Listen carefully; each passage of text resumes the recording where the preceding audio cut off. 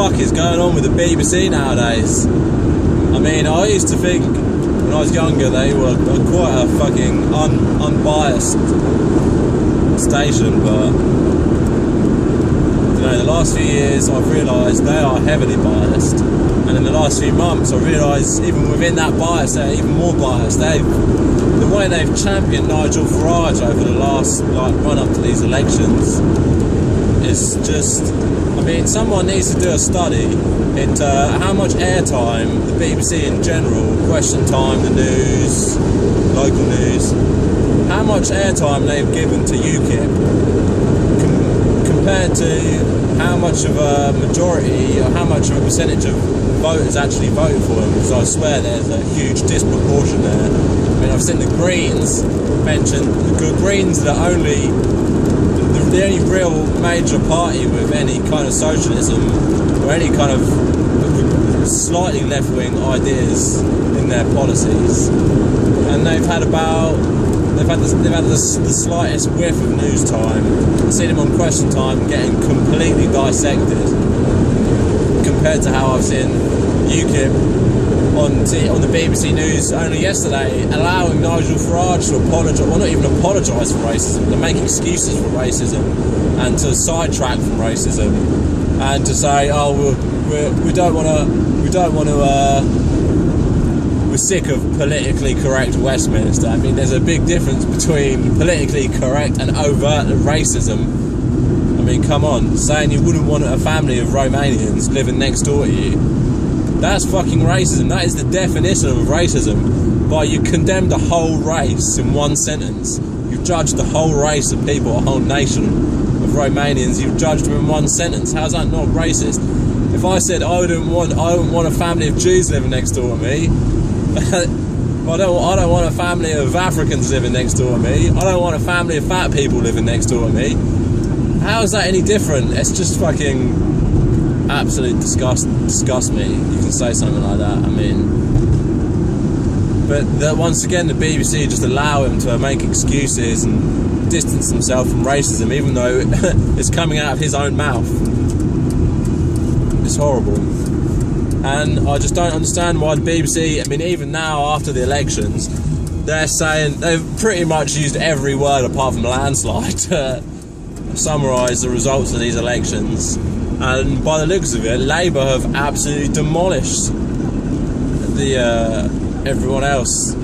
The UKIP, Conservatives and the Greens don't have as much council seats as Labour. Labour have obliterated all the competition if you look at the simple figures. And they're saying they're calling it a hurricane. They're calling it Nigel Farage. He's surged to victory. He's saying he's they're quoting him saying he's now a political force to be reckoned with. We're here to stay. The voting share, the national voting share of UKIP actually went down from something like 23% to 17%. So how they can call him a tornado? And then I've just seen the front page of the Daily Mail saying that Labour are in turmoil after winning as many council seats as the rest of the major players put together. How's that turmoil? Why do they continue to misinform and lie? I mean, it's not even lying because they've shown the figures there, but it is misinformation and just sly use of language. Sly use of language, not even outright lies, it's just fucking doublespeak is what it is, Orwellian fucking bullshit. I just don't understand in the slightest where they're getting this language from. I mean, the people on the left criticise the BBC saying it's too far right, the people on the right criticise the BBC saying it's too far to the left, and the centre ground criticise them saying it's too far right and left. But if you look at it from an objective point of view, if you watch foreign news channels, English-speaking foreign news channels, and then go back to the BBC, you can see how heavily skewed their fucking opinion is.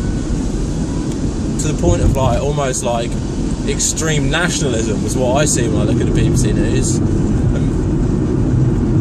I mean, in the run-up to all this Ukraine nonsense, people were criticising broadcasters. Abby Martin got heavily well, she got criticised on the internet a lot, and everyone calls Russia Today a Kremlin propaganda channel. How can you call it a Kremlin propaganda channel and not acknowledge that the BBC is a Westminster propaganda channel? They've got no... I mean, it's just... I'd expect it from newspapers like the Daily Mail and ITV News, because they're, in their nature, they are right-wing. Most of the corporate media is right-wing, but the BBC has just gone over the top, championing Nigel Farage.